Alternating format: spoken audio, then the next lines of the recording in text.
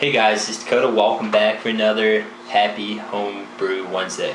I know it's been a while since I've done a Homebrew Wednesday video. It's been about, I don't know, I definitely missed a couple weeks. I think it might have been 3 weeks. 2 maybe 3 weeks. But just been really busy on my part. Landed a job and, getting used to all that, getting used to the schedule, helping family move and just busy time of year, definitely busy time of the year for me. But so definitely want to get back in the swing of things. Everything's kind of settling down now, so hopefully more brewing, more videos, watching more videos. I've been missing it, so definitely get back in the swing of things here. First off, this is a homebrew. Poured it a couple minutes ago. Been drinking on it, obviously. Clarity's not too clear. It's got some haze to it. I did not. First off, this is my pumpkin ale. I'm calling it Dr. Jackal. This is Dr. Jackal. It came out to 9.2% ABV. Big beer, guys. Big beer. For homebrew, definitely big beer. I hit my numbers, so I was pretty happy with that. I don't want to get into the recipe, but I did add a recipe called for that I made. I put a pound of brown sugar in it, so it definitely did up the ABV. But I hit my numbers. But anyway, it's a high beer, big beer. This has been sitting in the keg for 2 weeks now before I actually tried it. Didn't force carb it, just let it in there and kind of forgot about it. Honestly, just been so busy lately, so it's easy to do. Chad came over the other day and we tapped it officially. So Chad got to try it firsthand. This is my first attempt at all-grain pumpkin ale. Here goes. It's definitely, if you have a commercial example of pumpkin beer, it's definitely, you get the, you definitely get the spices, the cinnamon, the nutmeg, some allspice. It's cinnamon and nutmeg. And then maybe a little molasses. I'd say I think that's coming a little bit from the brown sugar. And a nice kind of sweet malty.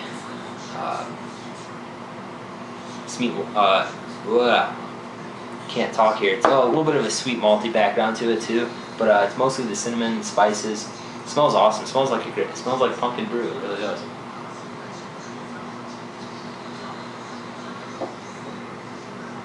Taste is kind of following that. This does have a little bit of body to it. My guessing, because the grain bill for it wasn't too complex, I'm guessing it's from the pumpkin that I added canned pumpkin. I roasted it for a little while, then I added that into the mash. Guessing some of the body is coming from the pumpkin, but nice body to it. Can't tell it's 9%. You definitely can't. I had 2 glasses of this the other day, maybe 2.5-ish, but it snuck up on me for sure. Nice sweetness to it, not overbearing, not too sweet, but I did want some sweetness to go with the spices. And then you are getting the cinnamon, the nutmeg. It's not too much though. It's not too spicy forward. It's not like a pumpkin, where it's like it's all spice. I feel it's got a nice balance to it. Maybe a little bit more cinnamon. You can taste it, but I'd want a little bit more pronounced. And I was contemplating putting a vanilla bean in it this time. I might do it the second time around Halloween time. But anyway, this is Dr. Jackal, 9.2% pumpkin ale, all grain. And then I want to do a Mr. Hyde, Dr. Jackal or Mr. Hyde. It's either going to be, I don't know, I'm still thinking about it, but I'm thinking about doing a pumpkin stout. I think the cinnamon would go really nice in a stout.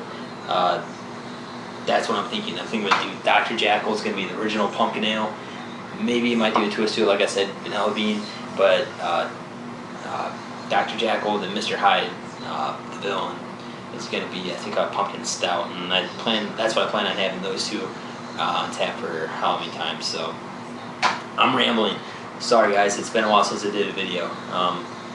Just the other day, my homebrew club, there's been a handful of us who've been doing poker games, and the buy-in for the game is $10 worth of craft beer. I did it a couple times, twice, but the last game I actually got second place out of 12 people. For me it's pretty good. First place got all the beer, but second place got to pick an entitlement from that. So what somebody brought, you get to pick, and it would be okay. So the other beer I already drank, but one of the beers that I did pick was Founders KBS. So I never officially had my own bottle of it. I wasn't able to snag it this year or the year beforehand.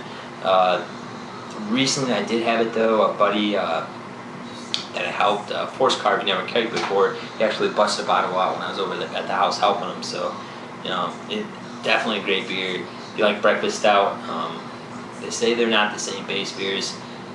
It was very chocolate and coffee forward, but the bourbon was kind of in the background. But rambling again, I'm probably gonna age it for a little while, a year or so, then open it up. This bottle, I picked up 2 of these. This is from Thirsty Dog Brewery. They're out of Akron, Ohio, so they're pretty somewhat local to me. It's about 2 hours away from Toledo, where I'm at.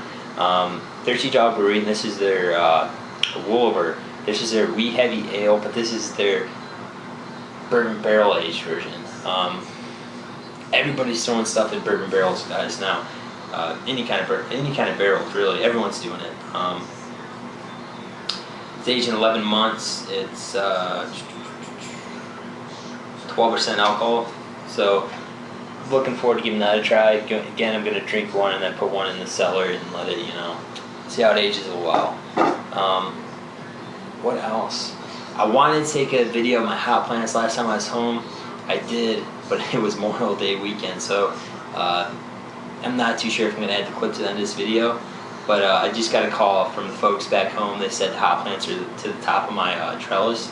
They asked what to do with them, if they had to do anything else with them. I'm like, no, they're fine, they'll fill out. But top of my trellis it's a 16-foot long trellis, then it's 2 feet down on the ground, so it's 14 foot tall. And one of my hot plants is actually to the top of it, which I believe is the Cascade, and the Centennial I think is, just short behind that. I think it's about 12 or 11 foot. That's what they're saying. So hot plants are doing good this year. I plan on going home this weekend. I'm gonna get a quick video of it, throw it in next Wednesday for sure, so you guys take a look. I've been watching some of you guys' videos. Hot plants are working good. I planted them late last season just to get them in the ground. I definitely wasn't expecting anything because like I said, I planted them pretty late. I think it was end of June, early July I planted them. So I wasn't expecting anything, but this year they're definitely taking off. Again, I just have a Centennial and a Cascade, so what I want to do with it, I'm thinking about doing a wet hopped pale ale. Nothing too hoppy. Really got to see the hops I get, but I want to do a wet hopped ale. It'd be cool to do them all wet hopped, but I'll probably do the bittery edition with pellets, just because I know what the bittery is going to be. Because being a homebrew, you really can't tell. I'm sure you could somehow put the alphas of your hops, but anyway, I figured that'd be pretty cool. Anyway. Hold on. Get a drink here.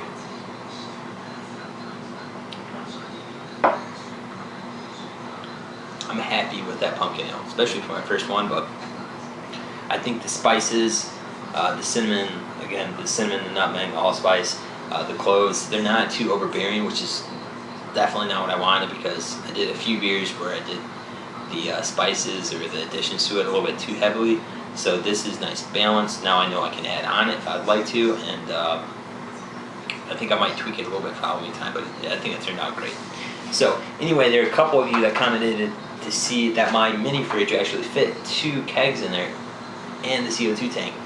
So right now I have CO2 tank, a gauge, a dual gauge, and then into a 3-way manifold. This can only fit 2 kegs in there, but I got 3-way manifold, just because in the future, that's the plans, to get a Keyser going. But 2 kegs, CO2 tank, all that fit in there, so I'll let you guys see that really quick. All I had to do was, there's a light on the side of it. If you guys have the same model, you unscrew the light, and you can kind of push it towards the back, and I just put some insulation and some electrical tape around that. But I'll just give you guys a quick view to show you I'm not lying, it does fit in there. So you guys can see on the right, we have Dr. Jackal. Oh, sorry, it's 9.1% ABV. And then on the left, we have the Oaked Scarecrow. ABV, I forgot to take a reading on that in the first half, so yeah, that's a mystery. But based off the recipe, it's supposed to be around 5 or 6%, so I'm guessing it's around that, but I don't know if I have my numbers or not. That there's one of the hop plants, the very beginning of the season. You can see it there. But anyway, is there 2 kegs in here? Oh, just barely. But I don't know if you guys can see in the back and not CO2 tank and the regulator, the manifold's down that way a little bit. If you guys really want to see it, I can take the kegs out and show you how I got the light set up. But yeah, there it is, guys. 2 kegs definitely do fit in there. And they close perfectly. You don't got to push or anything, just normal. So there's that.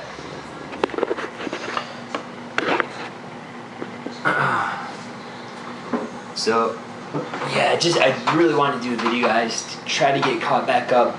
I'm sure this is going to be a rambling video because I feel like I have so much to talk about, and just, you know, I haven't been able to do videos lately. I've just been so busy. But like I said, I'm definitely getting back to swing of things. Next Wednesday will be another video, and I will have my hop plants, I'll video my hop plants back home posted, so you guys can take a look and see how they're doing. But that's it, guys. The Oak Scarecrow IPA, that keg is, I think, a third left, so I have some buddies over this weekend or the following weekend and help me keg that. Brew-wise, next, I'm not too sure what I'm going to do. I'm thinking Hefeweizen, possibly. I got a ton of hops. I probably should do an IPA or pale ale, but I kind of want to change it up. I know pumpkin ale is different, but I really enjoy pumpkin ales. So I'm thinking, I don't know, maybe a brown. I was a little bit different. I was thinking a brown with cherries. I think that'd be kind of good. Or a wheat ale. There's a number of things. I was thinking a wheat ale, a brown ale with cherries in the secondary. I thought that'd be kind of unique, a little different. I like cherries. We got a whole bunch of Michigan cherries in the fridge right now because they're in season. Get them like crazy. Wheat ale, brown ale with cherries. What's the other thing? Can't remember. Saison or a jalapeno something. Haven't thought exactly, but those are the few styles that I'm thinking about doing. Got to narrow it down. So all I'm doing is rambling, guys. But I just want to get another video, like I said, get caught up. But be brewing probably in about 2 weeks in one of those styles that I mentioned. Let me know what you guys think, which style I should do, which one sounds interesting, if you brewed any of those before. Sticking with Og right now, so if you've done one of those, let me know how it did, what your recipe was, and how you liked it. But that's it, guys, for this time, and I will see you next Wednesday for sure. Cheers.